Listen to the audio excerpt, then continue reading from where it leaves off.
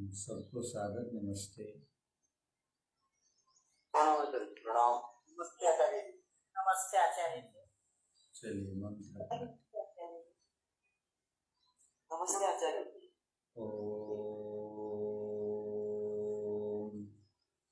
सहना भवतु सहनौ भुनक्तु सह वीर्यं करवावहै तेजस्विनावधीतमस्तु मा विद्विषावहै। ओम शांति शांति शांति।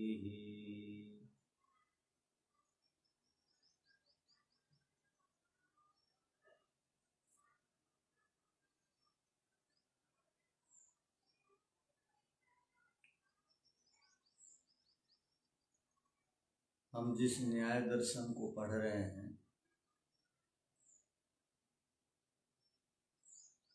जिसकी रचना महर्षि गौतम जी ने की है, उस न्याय दर्शन का मुख्य विषय है प्रमाण। संपूर्ण न्याय दर्शन को 3 विभागों में विभाजित किया गया है। संपूर्ण न्याय दर्शन प्रथम विभाग को उद्देश्य कहते हैं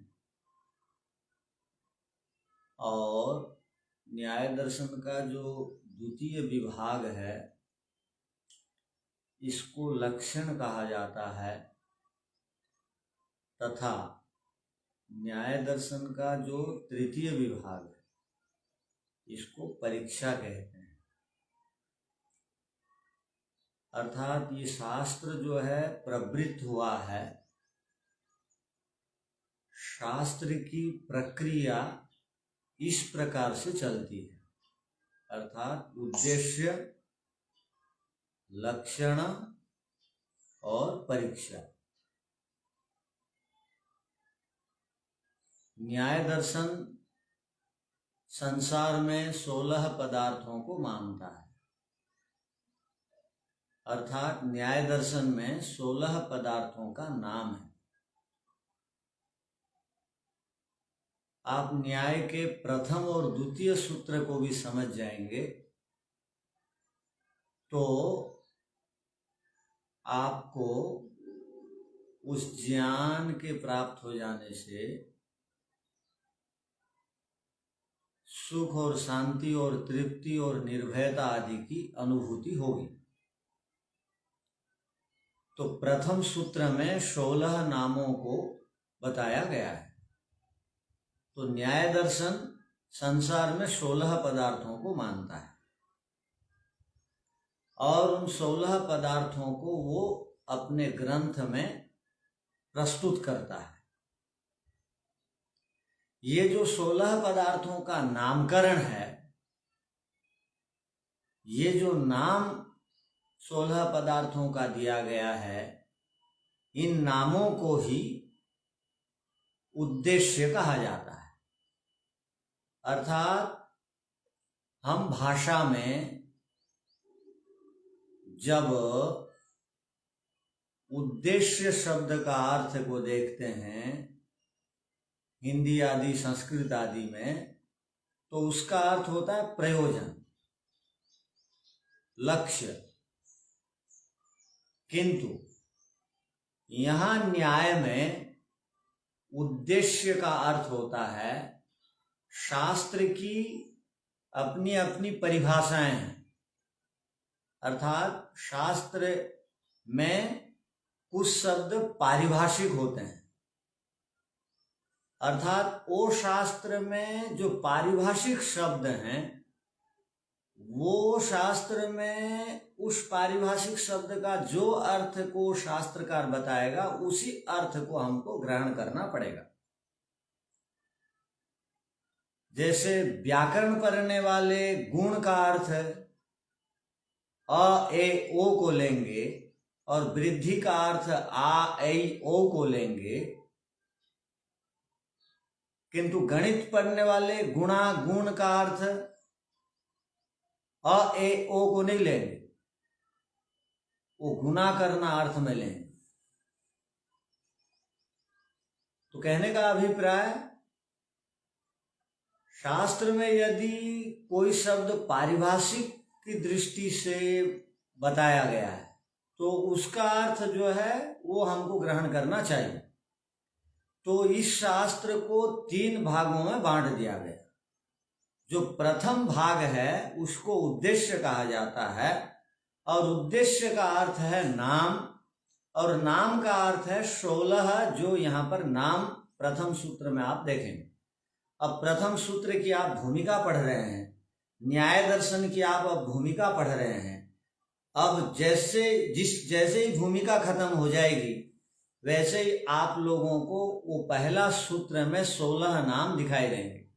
प्रमाण, प्रमेय, संशय, प्रयोजन, दृष्टांत, वो सब आपको क्रमशः उस सूत्र को पढ़ने से पहले आपको याद कर लेना है, क्योंकि वो न्याय का मुख्य विषय अर्थात वो 16 पदार्थों के विषय में ही न्याय दर्शन का बताएंगे। 16 पदार्थों को ठीक ठीक जान लेने से, उन्हीं के तत्व ज्ञान से मुक्ति की प्राप्ति होती है, वो न्याय दर्शनकार आगे बताएंगे हमको। तो यहाँ हम विचार कर रहे हैं न्याय को जो 3 विभागों में बांटा गया। प्रथम विभाग का नाम है उद्देश्य, और दूसरा विभाग को कहते हैं लक्षण। लक्षण, लक्षण का अर्थ क्या है? लक्षण का अर्थ है परिभाषा, व्युत्पत्ति, अर्थात कोई भी शब्द हम बोलते हैं तो उसका लक्षण क्या है, उसकी परिभाषा क्या होगी, बताइए। जैसे न्याय शब्द हमने कहा तो इसकी परिभाषा क्या है? तो हम लोगों ने पढ़ा कि प्रमाणैर अर्थ परीक्षणम न्याय, पक्षपात शून्य व्यवहारस्य नाम न्याय, ये हम लोगों ने पढ़ा। इसको कहते हैं परिभाषा। केवल ये शास्त्र नाम नहीं बता देगा और किसी को संशय या भ्रम में नहीं रखेगा, वो नाम को भी बताएगा और उस नाम का क्या अर्थ है, लक्षण है, उसकी क्या परिभाषा है, उस शब्द से आपको क्या अर्थ लेना चाहिए, ये भी बताएगा। न्याय की यही विशेषता है कि वो किसी एक भाग को बता करके चुप नहीं हो जाता। शास्त्र या जब तक मुक्ति नहीं मिल जाएगी, और मुक्ति के लिए जितने साधनों की आवश्यकता है उनमें से कुछ साधनों को बता करके चुप नहीं होने वाला ये शास्त्र। सभी मुक्ति के साधनों को विस्तार से बताने का दायित्व को अपने ऊपर जो लिया है जो शास्त्र, उसको न्याय शास्त्र कहते हैं। अर्थात बीच में रोक नहीं देगा, अब थक गया या समय हो गया ये भी नहीं बोलेगा।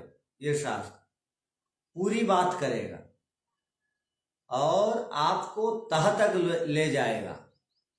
आप लोगों की जब तक निवृत्ति नहीं हो जाती है संशय की या भ्रम की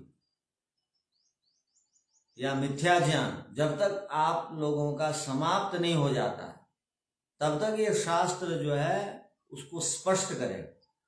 तो परिभाषाओं को भी, प्रत्येक जो नाम है, प्रमाण आदि नाम है, इनकी परिभाषाएं क्या होंगी, इसको भी ये न्याय शास्त्र बताएगा।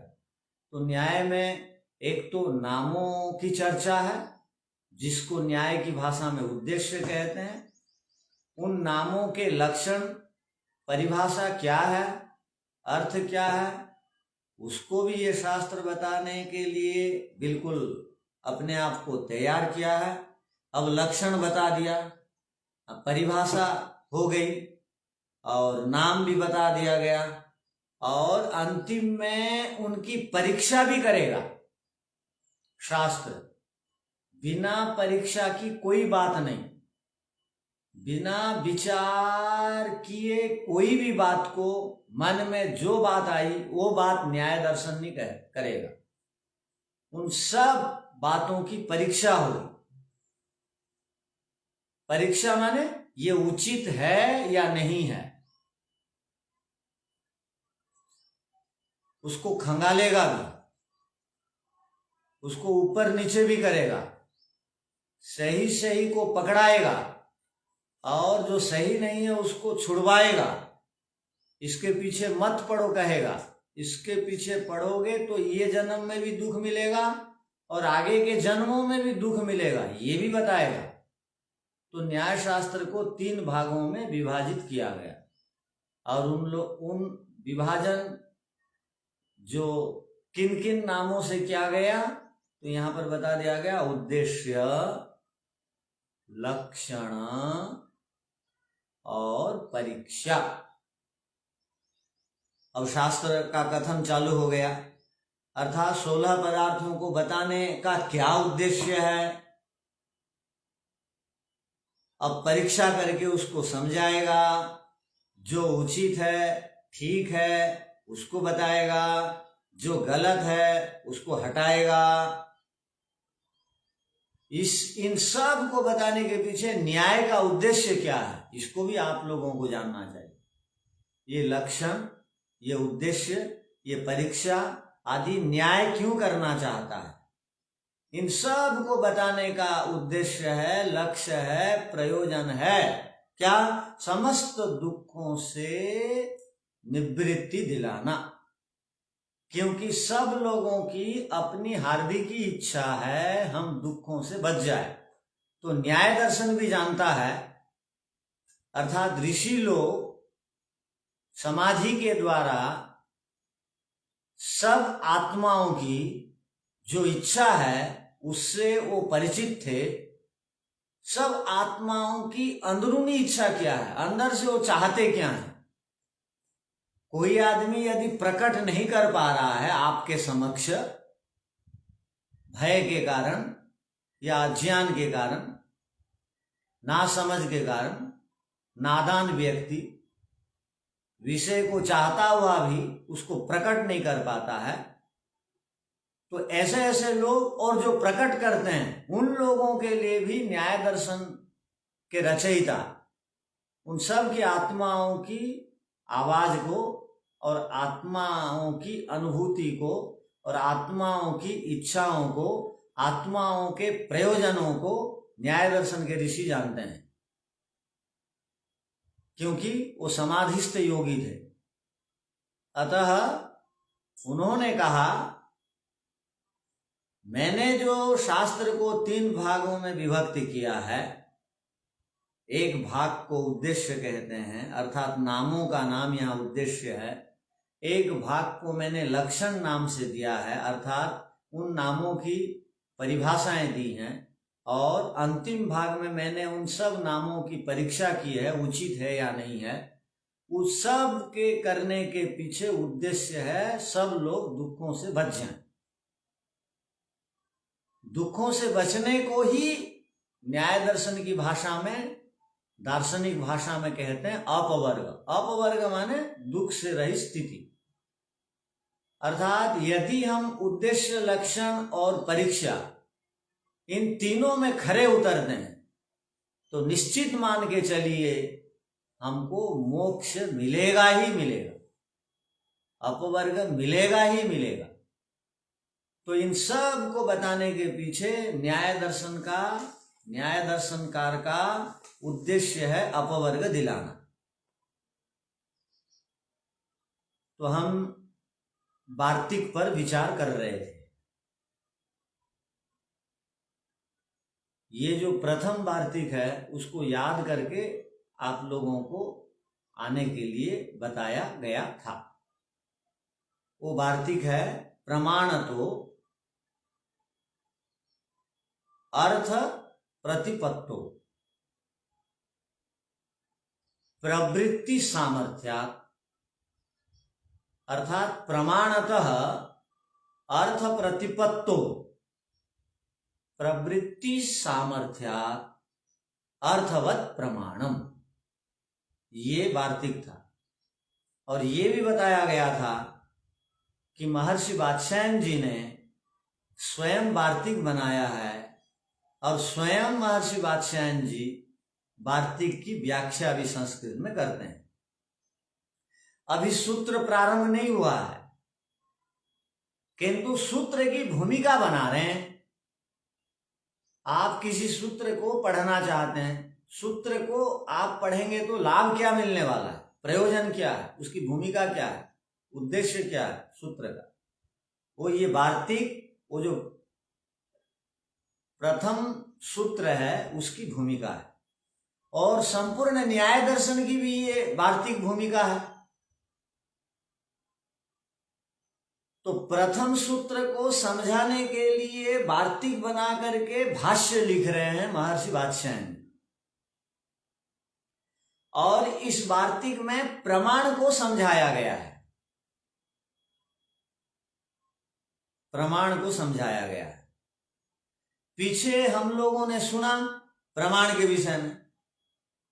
अब प्रमाण की परिभाषा थी कि प्रमाण को प्रमाण इसलिए कहते हैं कि प्रमाता प्रमाण के द्वारा ठीक ठीक जान लेता है।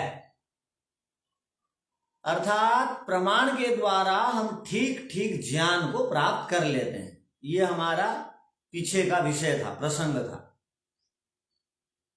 अब यहां पर वार्तिक के माध्यम से ऋषि कहना चाह रहे हैं, देखो भाई, ये जो प्रमाण है ना, जिससे हम वस्तुओं को ठीक ठीक जानते हैं, पदार्थों को ठीक ठीक जानते हैं, ये प्रमाण ही ठीक है या नहीं, इसको आप कैसे जानेंगे? प्रमाण के द्वारा वस्तुओं को जानते हैं, ठीक बात है, किंतु प्रमाण ठीक है या नहीं है, इसको आप कैसे जानेंगे, इसका ज्ञान आप कैसे करेंगे?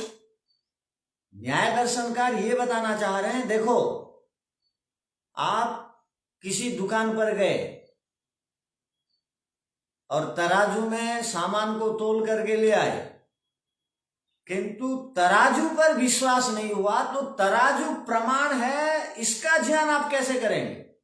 आपको वहां पर संशय हुआ, ये तराजू ठीक नहीं है, तराजू प्रमाण है, किंतु आपको संशय हो गया कि मैं जिस बाट और तराजू के माध्यम से सामान को तोल के ले रहा हूं, ये तराजू ठीक है या नहीं, इसका ज्ञान कैसे होगा?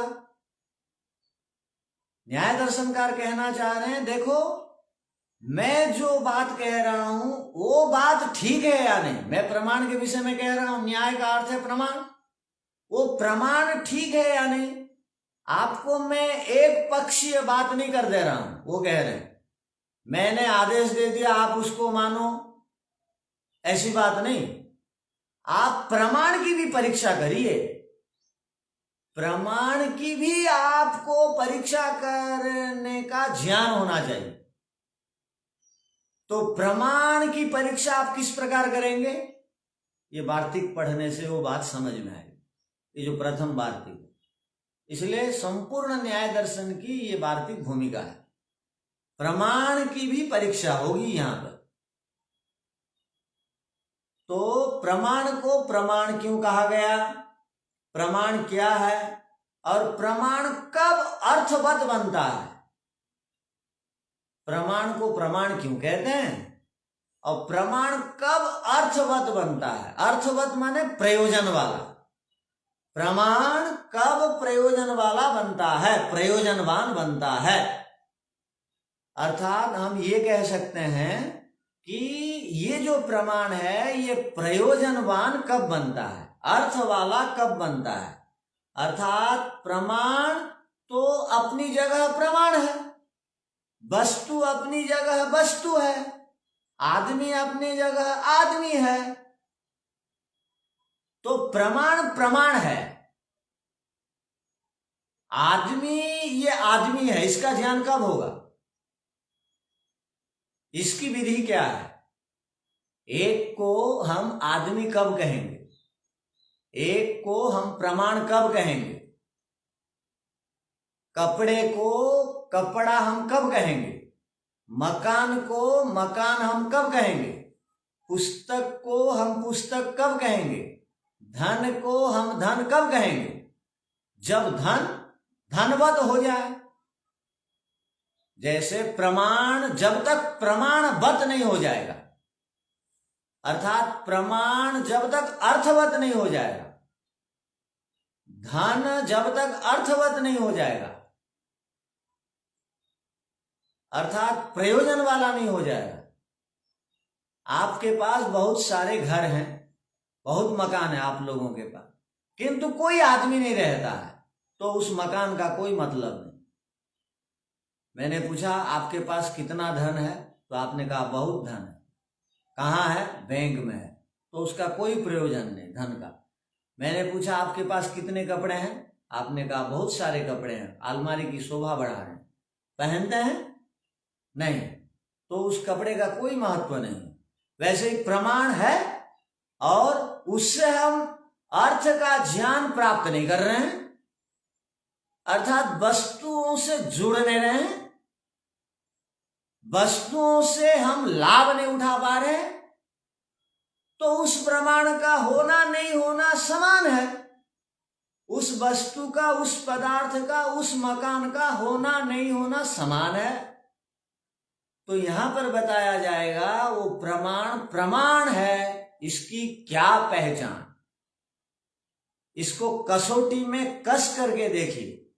प्रमाण की कसौटी क्या है, कसौटी का अर्थ होता है सोना परखने का एक काला पत्थर को कसौटी कहते हैं, उससे सोना को घिस करके जानते हैं ये सोना है या नहीं। तो प्रमाण को कसौटी में कस करके देखना है, तब जाकर के आप इसको मानेंगे कि ये प्रमाण है। प्रमाण तब प्रमाण कहलाएगा जब वह अर्थ वाला हो जाएगा। जब तक प्रमाण अर्थ को नहीं दे दिया, तब तक प्रमाण प्रमाण की कोटि में नहीं रह सकता, वो प्रमेय की कोटि में आ जाएगा प्रमाण। उसको उसकी फिर जांच पड़ताल होगी, उसको प्रमाण क्यों कहा गया।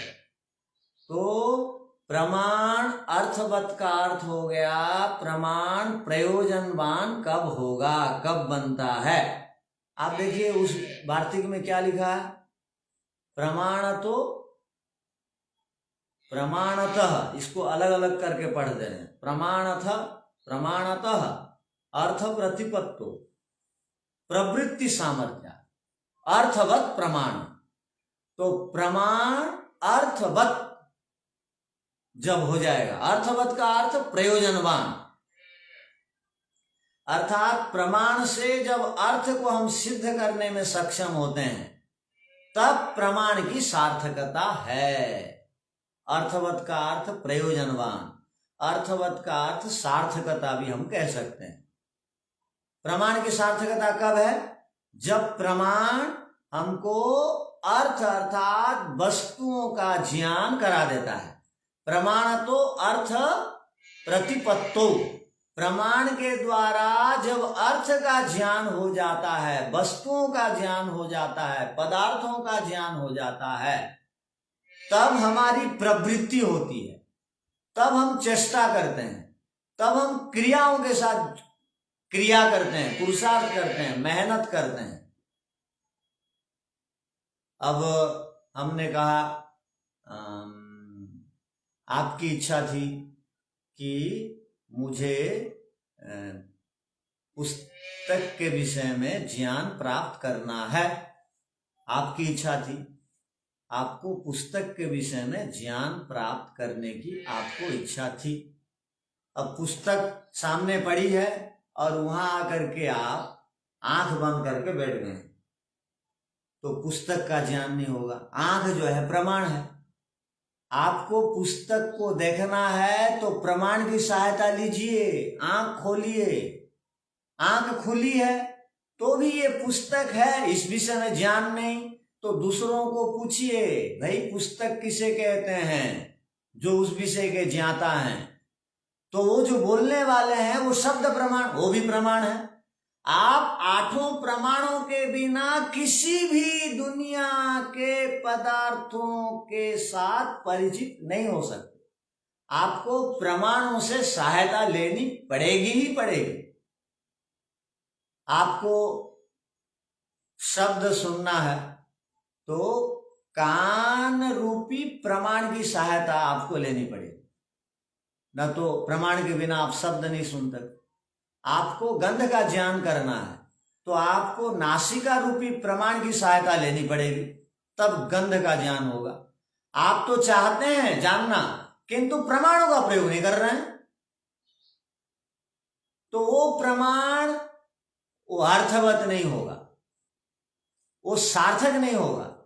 सार्थक नहीं होगा प्रमाण तब तक आप क्रिया से युक्त नहीं होंगे। जब आप जान लेते हैं पुस्तक वहां है, एक ने कहा, उसने कहा कि मुझे पुस्तक चाहिए, मुझे सत्यार्थ प्रकाश चाहिए। एक ने कहा और दूसरों से पूछा, भाई सत्यार्थ प्रकाश मुझे पुस्तक चाहिए, ये कहाँ मिल जाएगी? तो एक ने कहा आर्य समाजों के पुस्तकालयों में ये पुस्तक मिल जाएगी। अब वो जान लिया ये पुस्तक आर्य समाजों के पुस्तकालयों में है, वो जान लिया।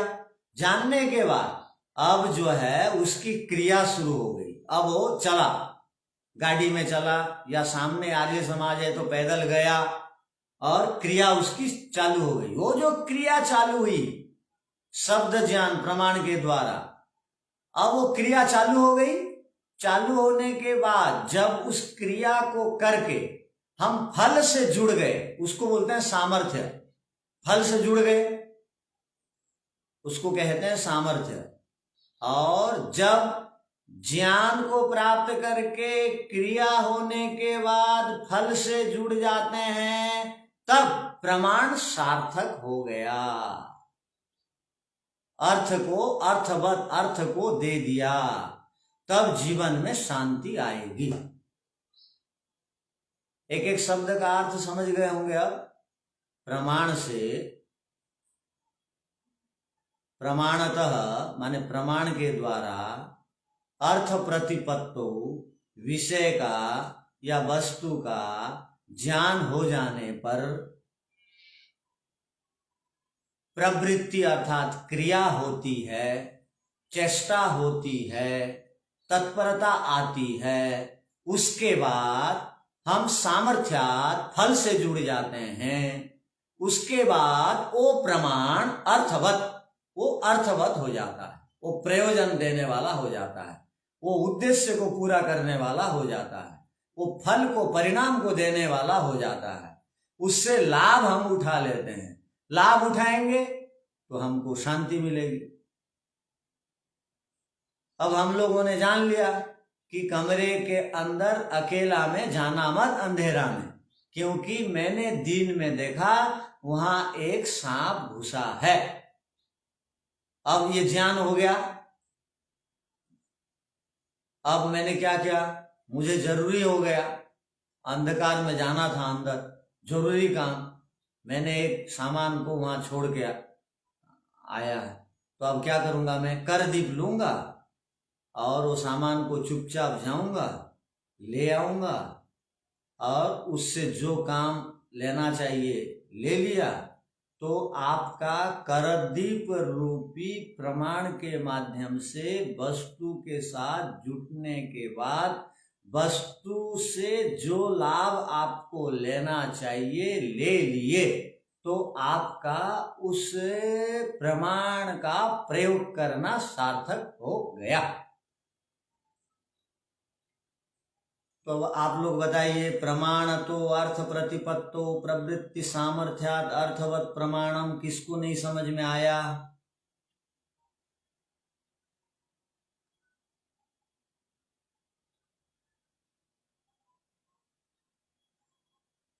सबको आ गया। तो अभी वार्तिक है ये प्रमाण। तो वार्तिक किसे कहते हैं? वार्तिक का अर्थ होता है छोटे छोटे वाक्य। तो वार्तिक सूत्र के समान ही, वार्तिक भी सूत्र के समान ही होता है, छोटे छोटे उसमें वाक्य होते हैं। और उस वार्तिक में जितने वाक्य हैं, जितने पद हैं, सब की व्याख्या भी महर्षि वात्स्यायन जी अब करेंगे। अब प्रमाण किसे कहते हैं उसकी व्याख्या भी करेंगे, अर्थ किसे कहते हैं उसकी भी व्याख्या करेंगे, प्रतिपत्तु क्या है उसको भी बताएंगे, प्रवृत्ति क्या है उसको भी बताएंगे, सामर्थ्यात् क्या है उसको भी बताएंगे, अर्थवत क्या है उसको भी बताएंगे। तो वार्तिक का सामान्य अर्थ क्या हुआ? किसी को लिखना है तो लिख लीजिए। जब हम किसी प्रमाण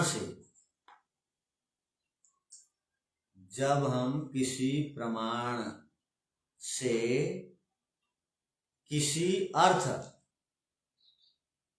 बराबर वस्तु को जानते हैं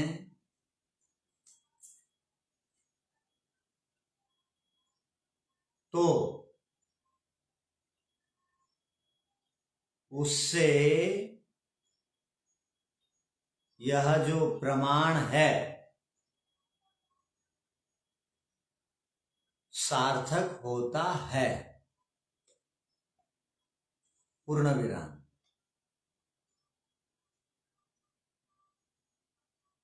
कब सार्थक होता है?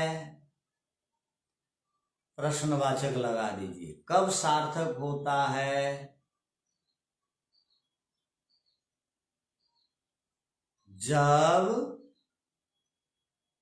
प्रवृत्ति का सामर्थ्य हो।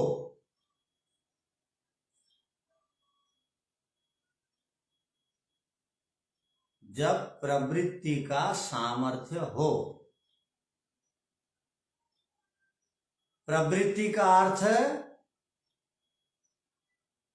हम जो क्रिया करते हैं हम जो क्रिया करते हैं, अल्प विराम, या चेष्टा, प्रयत्न, पुरुषार्थ या मेहनत को प्रवृत्ति कहते हैं। पूर्ण विराम।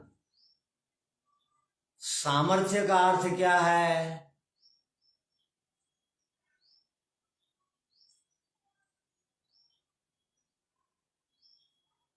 सामर्थ्य का अर्थ है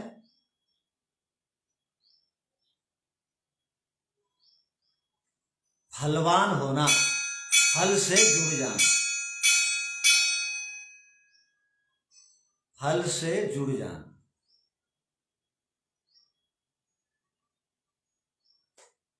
तब हमें पता लग जाता है कि यह प्रमाण सार्थक है।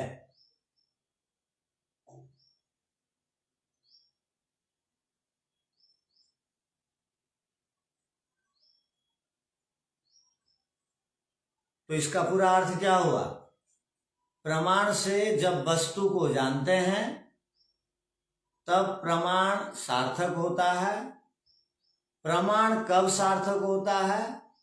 जब वस्तु को जानने के लिए क्रिया करते हैं और क्रिया के साथ जब वो फल को प्राप्त कर लेते हैं तो पूरी तरह प्रमाण सार्थक हो गया, प्रयोजन देने वाला हो गया, अर्थवत हो गया, प्रयोजनवान हो गया। क्योंकि आपने जान लिया ये वस्तु इस प्रकार की है और इस वस्तु से इस प्रकार से लाभ लेना चाहिए।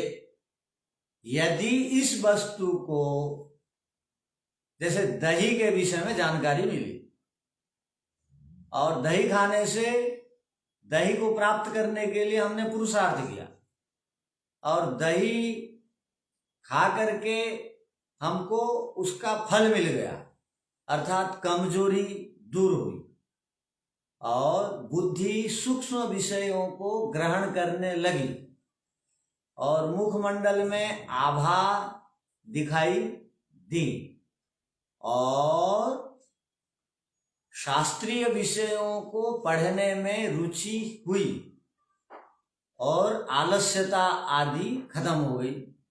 अब दही के विषय में जो ज्ञान प्रमाण के द्वारा आपने पाया था वो दही का फल आपको मिल गया।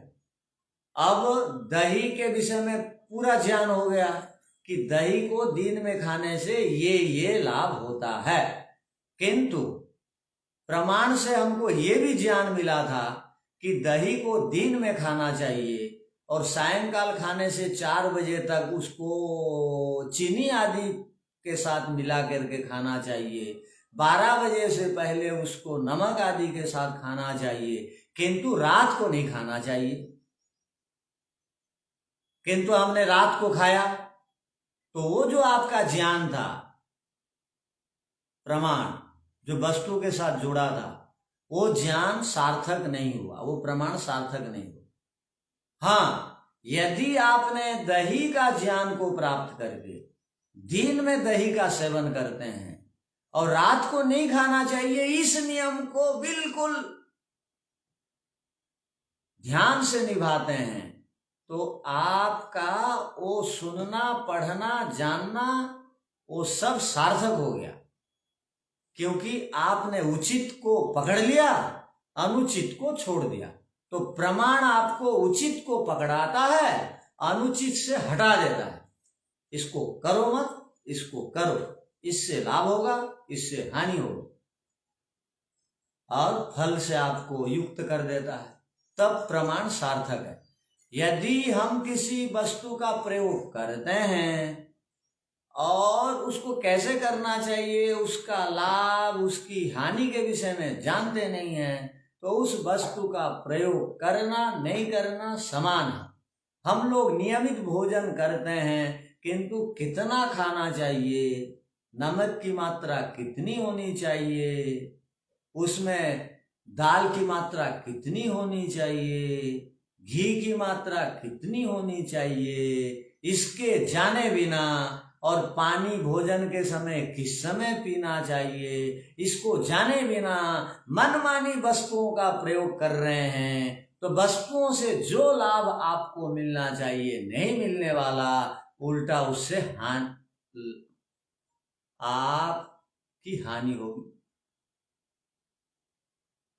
तो प्रमाण हमको वास्तविकता के साथ जोड़ने का काम करता है। और प्रमाण कब सार्थक होगा? जब वो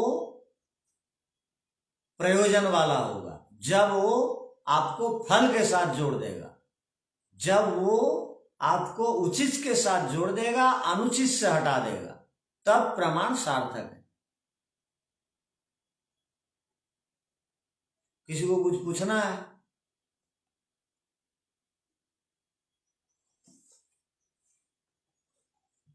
नहीं पूछना। अब आगे देखिए,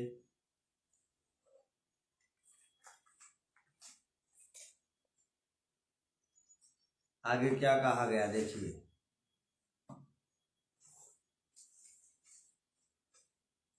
वार्तिक के बाद की व्याख्या। प्रमाणम अंतरेण न अर्थ प्रतिपत्ति ही, उसके बाद एक अल्प विराम है, तो वहां तक को समझ लेते हैं। प्रमाणम अंतरेण न अर्थ प्रतिपत्ति, इसको ध्यान से देखिए। महर्षि वात्स्यायन जी के प्रत्येक वाक्य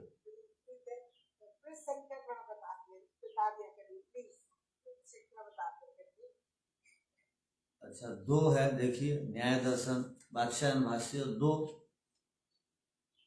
पहले दिन तो बताए थे ना, एक के नीचे एक जो वार्तिक है बताए थे। प्रमाण तो अर्थ प्रतिपत्तो प्रवृत्ति सामर्थ्यात अर्थवत प्रमाण, वो आपको मिला या नहीं? हाँ, तो पृष्ठ को आगे बढ़ाइए। 2 नंबर में सबसे पहली पंक्ति देखिए। पहली पंक्ति में भी जो आधी पंक्ति है उसको देखिए। प्रमाण मंतरेण नार्थ प्रतिपत्ति ही लिखा है। हाँ, तो उसको आप भाग भाग कर दीजिए, विभाजन कर दीजिए उस शब्द को, उन पदों को, कि कितने शब्द हैं वहां पर।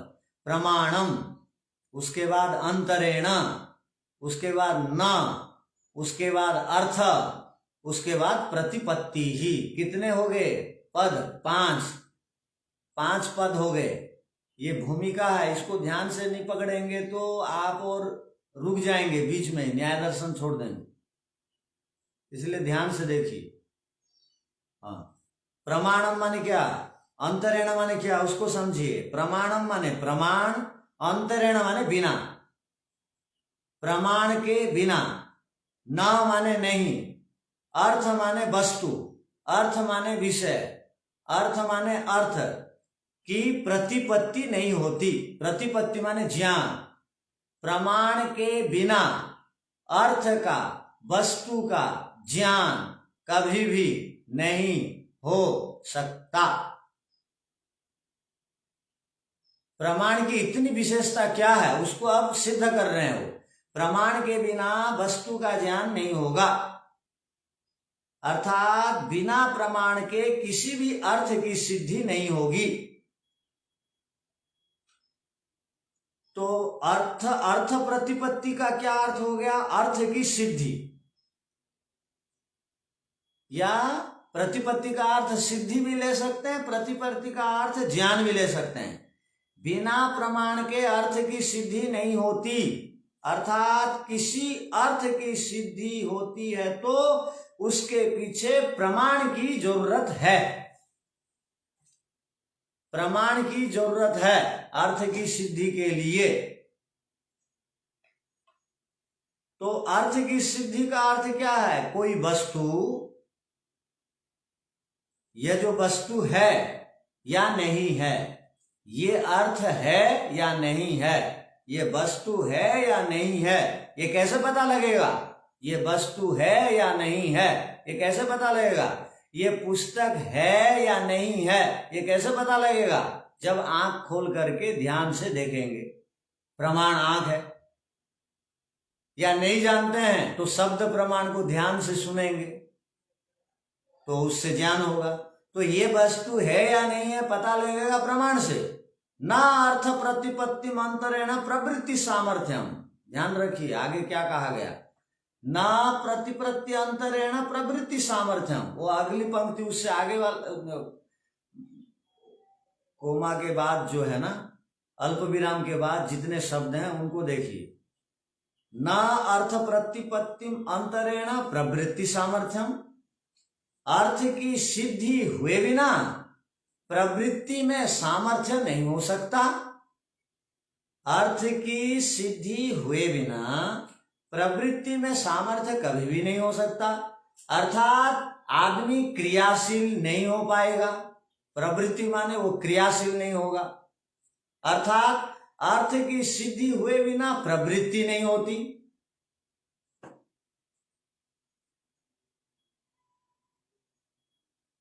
अर्थ की सिद्धि हुई नहीं है, अर्थ को हमने सिद्ध नहीं किया है, तो हमारी मेहनत में रुचि नहीं होगी। मेहनत में रुचि नहीं होगी। जिस विषय को आप समझते नहीं है उसमें और आपको इच्छा नहीं होती है काम करने।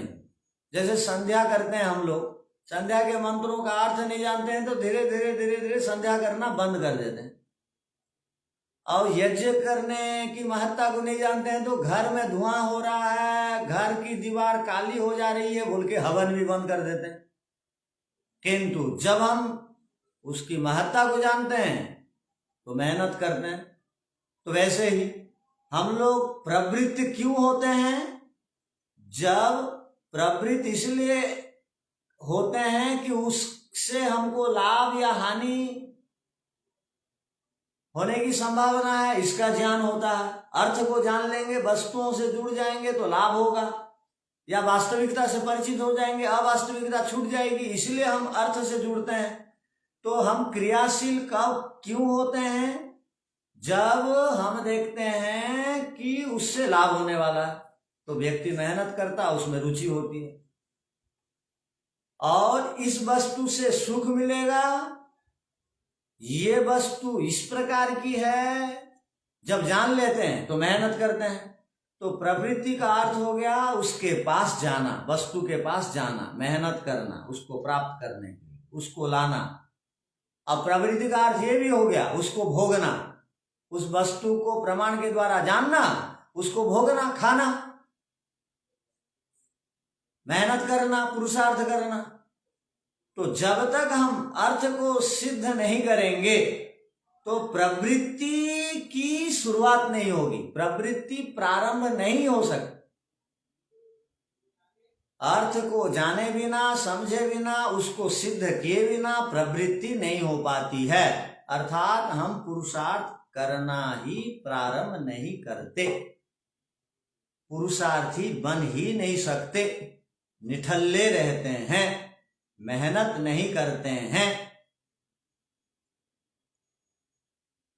तो यहां पर कहा ना अर्थ प्रतिपत्तिम अंतरेण, ना माने नहीं, अर्थ माने वस्तु, प्रतिपत्ति माने ज्ञान, सिद्ध, अंतरेण माने बिना, प्रवृत्ति सामर्थ्यम, प्रवृत्ति में रुचि, दक्षता, सक्षमता या फल से जुड़ने आदि का लाभ आदि से हम वंचित रहते हैं। इतना अर्थ सबको समझ में आ गया होगा।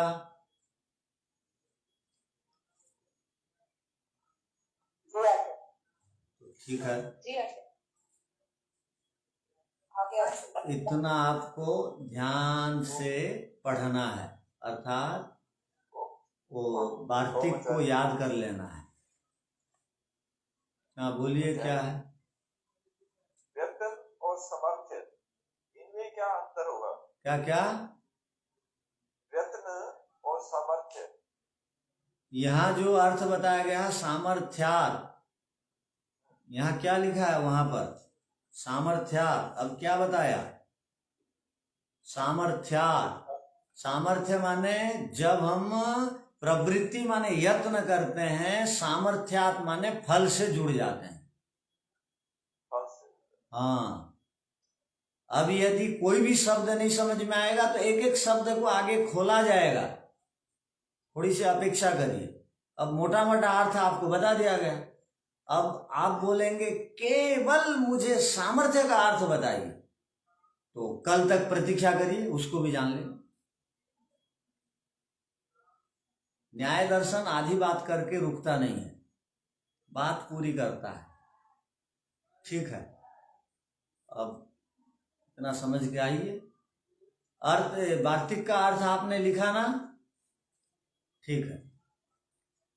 ओम शांति शांति शांति।